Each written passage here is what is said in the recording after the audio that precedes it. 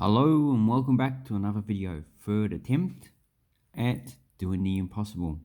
Well, it's not really impossible, but anyway, today we are looking at some coins from El Salvador. So these are all the coins of El Salvador I have, and as you can see on the reverse side should I say, the denomination is the reverse, it just has the value of the coin. And if you go to El Salvador now, you most likely will not use these coins because since 2001 they've made the US dollar legal tender at about 8.75 or 8.25 colones equals $1 US.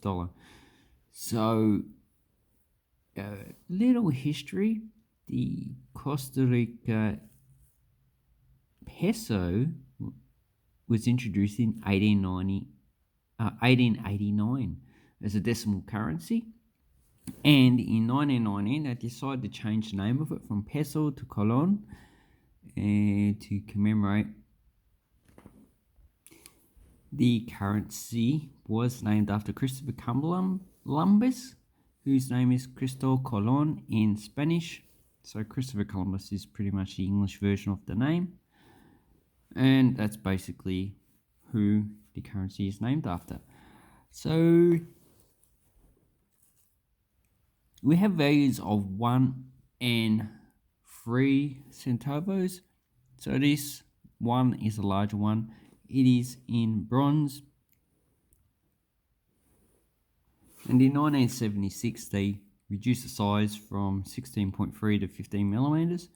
And they used that pretty much up until 1992 when they were withdrawn. This 1974 3 centavos is a 1-year issue, but they have issued the denomination pretty much since the introduction of peso in 1889. This is a nickel brass version. Then we have the 5 centavos and a 10 centavos. So these all had different metals. Initially they were copper nickel when they were first issued. They didn't issue these in bronze like you expect a large coin. Some countries never issued bronze coinage, they just issued copper nickel. It does look a bit like silver, but they would have issued small silver coins. And in the 1970s they had different types of metals issued. They had copper nickel clad steel, nickel brass, and stainless steel as well. So different metals, but they all circulated at the same time. Then we have the 25 centavos, and this one is just nickel. It was first issued in silver up until 1953. Then in 1970 they changed it to nickel up until they increase the size of the coin. That's what we have over here. So 1987 they either reduced or increased the size of the actual coins. The 25 centavos increased in size in 1988, so not all years. And this is a reform, and they removed the 1 and 3 centavos. They also issued a 2 centavos in 74, but that fell out of use as well, as long as the 3. And they also introduced a 1 colon. Must stress is that this coin series also came with a 50 centavos, and that fell out of usage in the 80s. And this coinage comes with the 1 colon. So I'm missing 2 coins from this series. And if we have a look at the reverse, or obverse should I say, it says Republic de El Salvador, and this one is the same on all the coin, and his name is Francisco Moranzan. So here we have the 1 centavo, so the same effigy, and also on the reduced coinage, they kept him as the effigy. But the older coins, the effigies a lot deeper, the engraving, so it actually looks better. These ones are not that good. And this one is I think it's a nickel plated steel or stainless steel version, so pretty cheap. And on the 25, 50 and 1 colon, we have this guy. We have two different effigies. So we have one with a bigger nose. So it looks like he has a really big nose on that coin. And he looks a bit like Pinocchio there. It just keeps increasing in size. And his name is Jose Matias Delgado. And obviously he's a Roman Catholic priest. But he's probably also, I did read about him before. He also helped El Salvador some way. So, you know, you can find lots of information on Wikipedia about these coins. So what would you be paying for these coins? Probably these ones will look on eBay. Okay, so we got the 1 cologne. It's sold for $2, but the postage a bit much, $28. So that's the one I'm missing.